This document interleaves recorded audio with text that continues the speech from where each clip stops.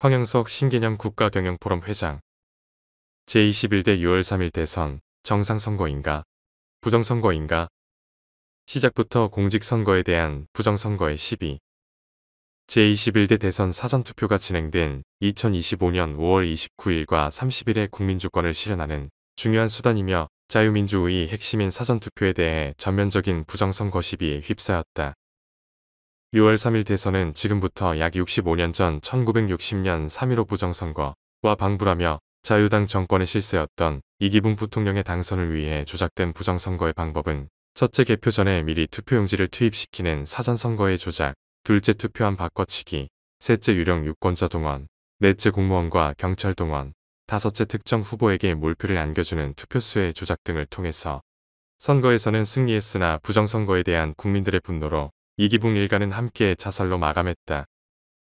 3.15 부정선거는 마산 시민들의 부정선거에 대한 봉기에 이어 김주열 열사 사건은 4.19 혁명으로 이어졌고 제1공화국은 붕괴되고 허정과도정부가 수립되었으며 부정선거 및 시민 발포로 인해 최인규 내무장관과 곽영주 내무차관은 사형을 선고받았고 이후 복역 중에 병사했다.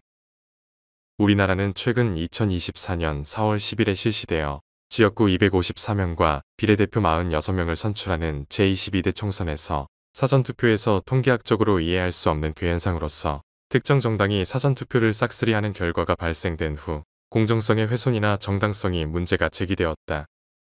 미국의 국제선거감시단의 방안과 활동.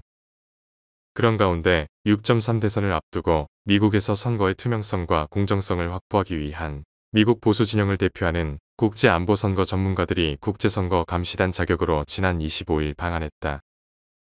내방한 국제선거감시단은 예프와 한국보수주의연합의 주관으로 지난 5월 27일 09시에서 13시 30분까지 서울 세종대로 프레스센터 19층에서 6.3 대선 이대로 안전한가?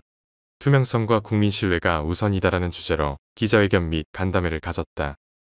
이들은 미국 트럼프 대통령의 측근 전략가를 포함해서 현직 미행정부 고위급 관리 및 정보 분야 퇴역 장교로 구성되었고 분석보고서를 작성해 유럽의회, 유엔 등을 비롯한 국제기구에 전달할 예정이며 최근 활동을 살펴보면 2024년 베네수엘라 대선, 2024년 유럽의회 선거, 동유럽과 중앙아시아 등의 선거에서 체계적으로 국제감시단을 운영해왔다고 평가되고 있다.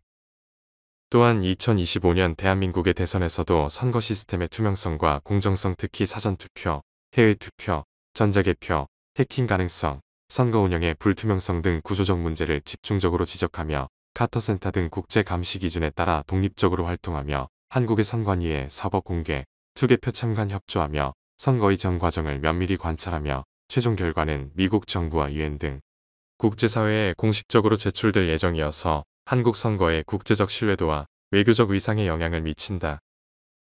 특히 감시단은 북한, 중국 등 외부 세력의 해킹 및 선거 개입 가능성을 경고하며 전자개표 시스템과 투표함 이송 등 절차의 투명성 확보를 강하게 촉구하며 만약 2024년 베네수엘라 사례처럼 한국의 선거 결과가 국제사회에서 신뢰를 받지 못하면 외교적 압박도 받을 수 있다.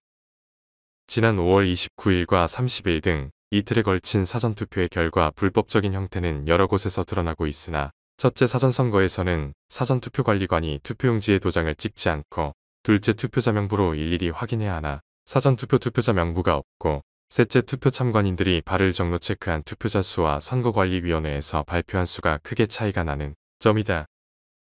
누리PDTV 김준희 대표의 국제선거감시단의 반응 소개.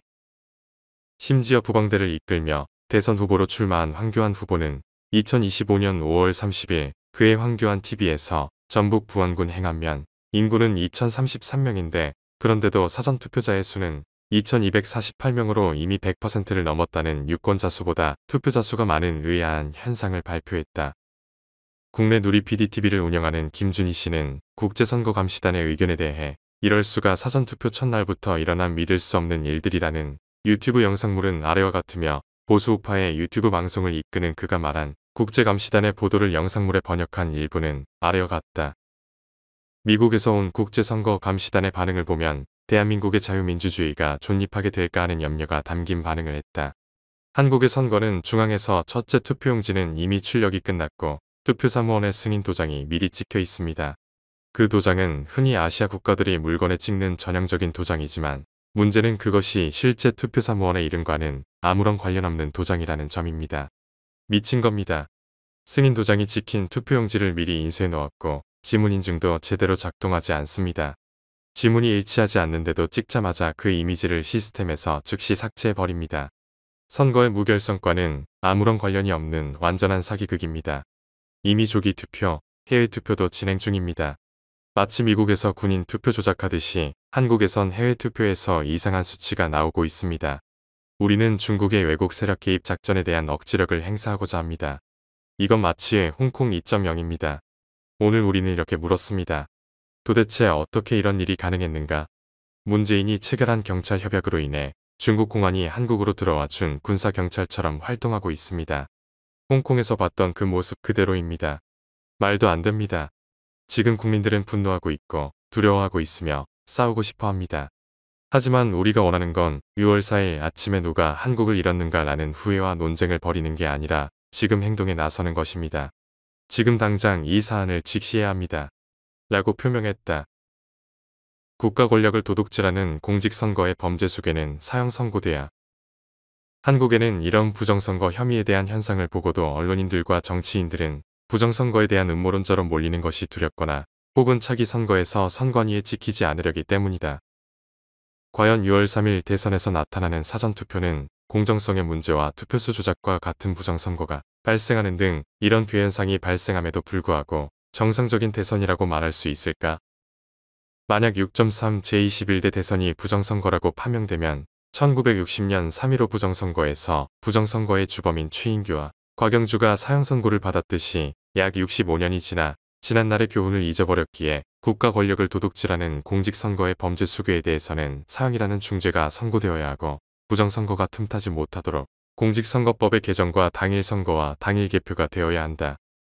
오스트리아는 2016년 대선에서 사소한 절차 위반에 대해 헌법재판소가 선거 전체를 무효화하고 재선거를 명령하여 자유민주주의의 절차적 정당성을 지켰듯이 선거에 대해 혁신이 필요하다.